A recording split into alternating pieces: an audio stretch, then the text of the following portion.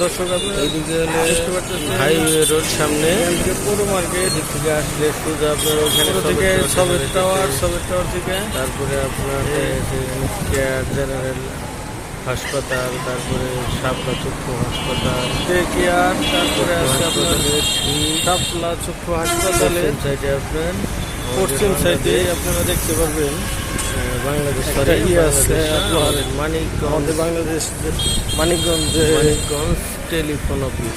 অনেকজন আছেন Manikganj telephone office খুঁজে পান না, তাদের জন্য খুব সহজই হবে যে বাংলাদেশের টেলিফোন অফিসের মানিকগঞ্জের শাখার যে টেলিফোন অফিসটা সেটা আপনারা দেখতে পারবেন সোজা সামনে।